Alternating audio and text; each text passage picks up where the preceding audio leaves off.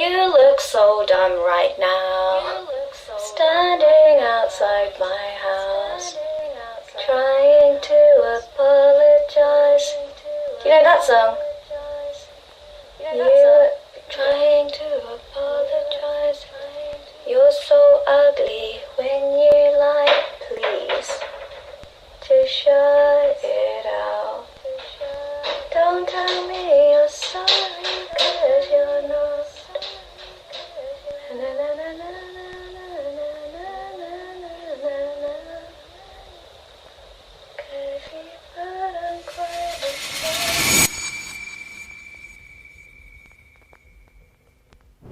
Hello, Trowels, and welcome back. Okay, so I have to talk about this.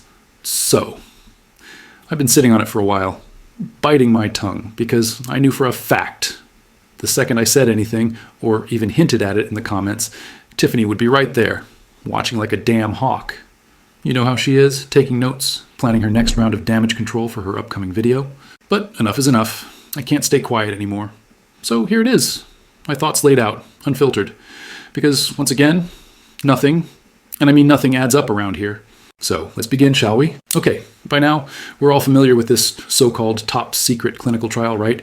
I mean, the one everyone's terrified to even mention, because apparently, if you so much as whisper a single letter from its name, you'll just disappear off the face of the earth. But it's not like we didn't already uncover in a previous video that the Royal Marsden actually wants people to announce the trials they're part of.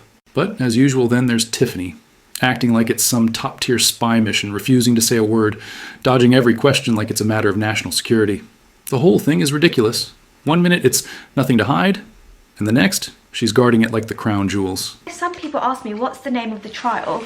I'm not sure if I'm allowed to say it, because I don't know, I haven't asked the doctors if I'm allowed to talk about it on social media. I don't know how long the clinical trial is for. I have no idea, I didn't ask. Ugh, okay. And so, here's what we're going to do. We're going to head back to our trusty Royal Marsden clinical booklet. Yes, the same one every single patient gets when they're offered a spot in a clinical trial. Now, take a look at this section right here. It literally says how the research affects you. For example, how long the trial will last, or any extra tests or hospital visits that will be required. So, in plain English, because apparently Tiffany needs that, she would have been told exactly how long the trial lasts. There's no mystery, no confusion, no, oh, I didn't know moment.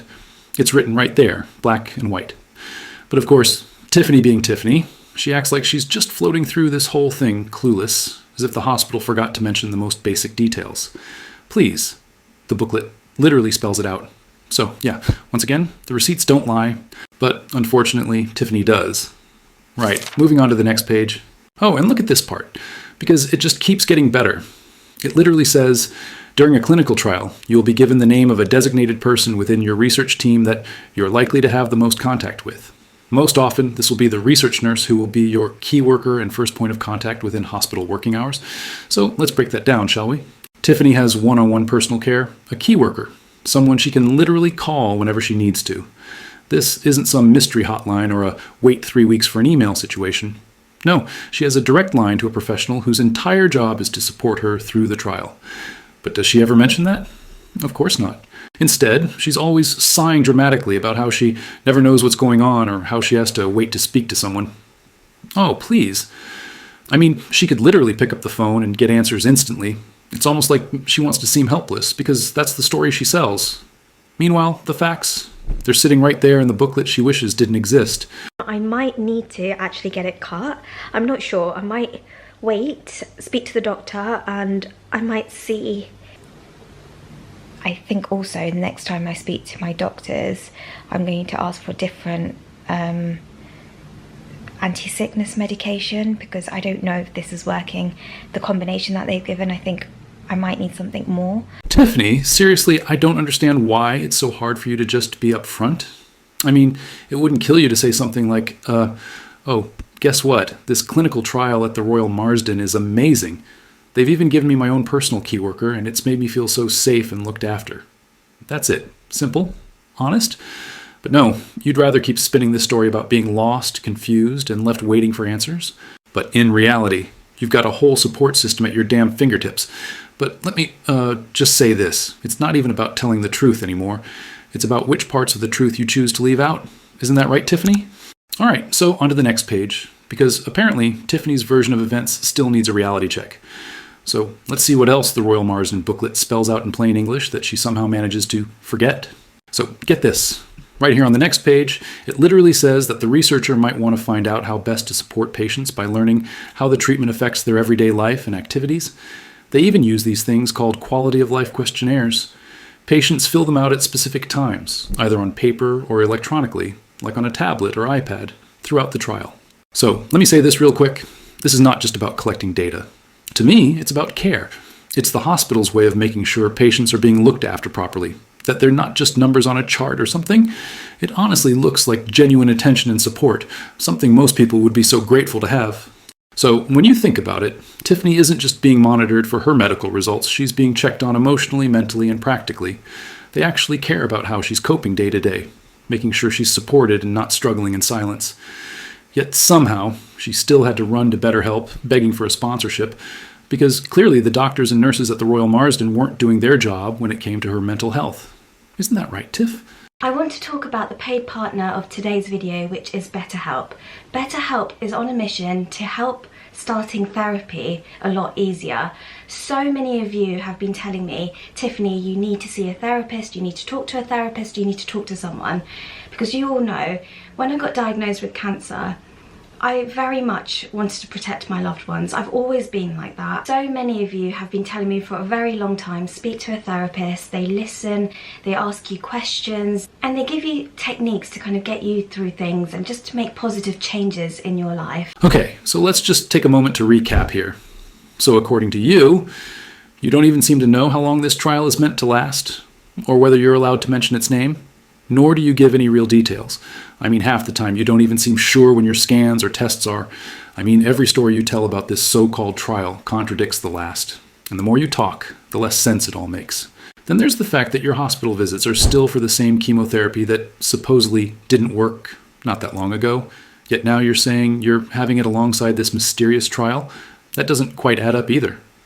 So my burning question is this. Tiffany, are you actually in this clinical trial? Because honestly, it doesn't seem like it. From where I'm standing, it looks far more likely that you took up that offer of radiotherapy, especially since the Royal Marsden just got that brand new Accuray Radixact linear accelerator machine in March 2025. But, of course, you know about this machine, don't you, Tiff? Because the Accuray Radixact linear accelerator is only a cutting-edge machine that sounds like something straight out of a sci-fi film. It's designed to deliver highly precise radiation therapy, using advanced imaging and motion tracking to target tumors from multiple angles while sparing healthy tissue. It's used for all sorts of cancers: prostate, gynecological, head and neck, you name it. I mean, it's incredible, isn't it?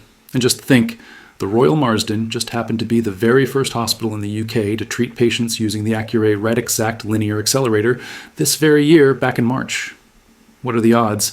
The timing couldn't be more perfect. Almost like your story was written to fit right alongside it. So why wouldn't Tiffany take up that offer? I know I would. And just thinking back, in 2021, you had radiotherapy alongside chemotherapy too back then. Last time they said they're going to do chemo with radiotherapy. So I don't know if that's going to start up or if they're going to do another scan. And when I start radiotherapy, I'm going to have chemo tablets to take with it. So fast forward to 2025. Remember that so-called mental breakdown you had right after getting your radiotherapy mold? Then you had all your appointments neatly booked in for your CT planning scan. Remember, you even had the exact dates and times lined up for your radiotherapy sessions. Everything was scheduled, organized, and ready to go. All the appointments and letters about the CT scan for radiotherapy planning, and then I've got all the appointments booked in for the actual radiotherapy, so I've got that on this little card here. And then bam!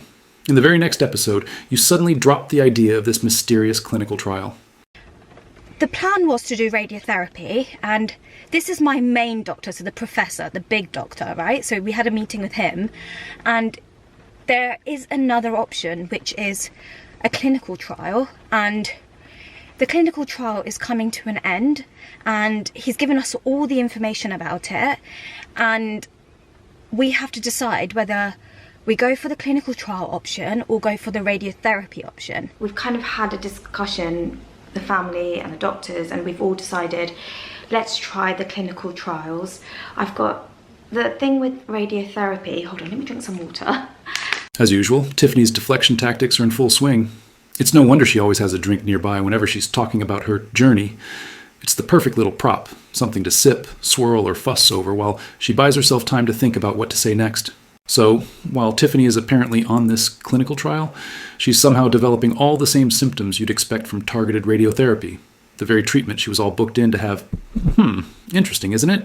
Let me show you all something. After Tiffany supposedly starts this so-called clinical trial, her neck, right where the radiotherapy would have been focused, begins to look darker and darker, with the skin turning dry and scaly. I mean, it's almost impossible not to notice the gradual change, each episode showing a little more of that telltale discoloration and texture, the kind of thing that doesn't just happen overnight.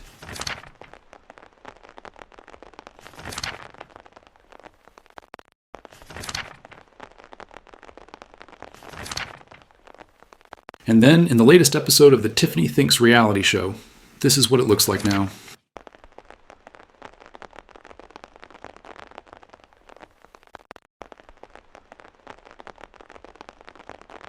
I mean, it's pretty obvious. It's getting more noticeable with every episode. The darkening, the dryness, the texture of the skin, it's all progressing exactly the way you'd expect if she were undergoing radiotherapy. You don't even have to look that closely anymore. It practically speaks for itself, does it not? Okay, so here I'm going to bring up the Macmillan website for you all, and look what it says there. The skin on your face and neck can gradually darken, become sore or itchy, and may start to feel dry or peel after a couple of weeks of treatment. Sounds familiar, doesn't it? But it's not just that one side effect our so-called cancer influencer seems to be showing, is it? There are also the changes in her throat, another well-known reaction linked to targeted radiotherapy. It's all lining up a little too neatly to ignore.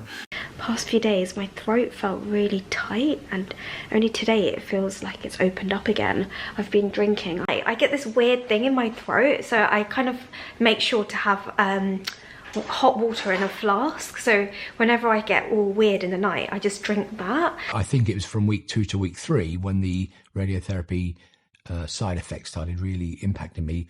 At that point really I was unable to eat. The ability to take food down your food tract with that level of inflammation. And then you've got the loss of taste, where food starts to lose its flavor or everything tastes the same. No matter what I do, I still have that horrible, horrible taste. The only thing that's getting me through it is lemon juice, lemonade. And then feeling sick is another one, especially common when chemotherapy and radiotherapy are combined. I asked him for more anti-sickness just because I remember last time I felt really sick, so that's the only side effect. I just said, is there anything else that I can try? So he's prescribed me more medications, and I'm ready for tomorrow. I'm ready to have the next lot of treatment tomorrow, so number 2.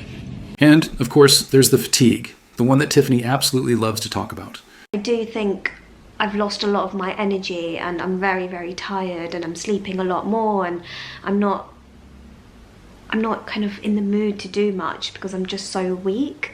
I'm always tired. I'm very much just always, wherever I go, I just kind of close my eyes on the sofa, in bed, wherever. I'm just, even in the car, if Matt's driving or Emma's driving, I just kind of snooze off. I just thought it would be easier to kind of have some shorter videos and have some longer videos just for editing purposes. It takes me such a long time to edit, and I think it's easier for me, especially now after treatment. I'm just so tired. So what is it, Tiffany? Seriously, what's actually going on? Because for someone who claims to be sharing a cancer journey, you're being unbelievably secretive. And then you act shocked when people start questioning you? Come on. The inconsistencies, the half-truths, the constant contradictions. It never ends, does it? I mean, it must be so exciting for you to hold back information, twist details, and then lash out at anyone who dares to ask a simple question. Deleting comments, blocking people, acting like you're the victim. It's ridiculous. Tiffany, let me tell you something. If you want people to believe you, maybe start by being honest for once. I don't relate to you, no, 'cause I never dreamed you make me hate this thing.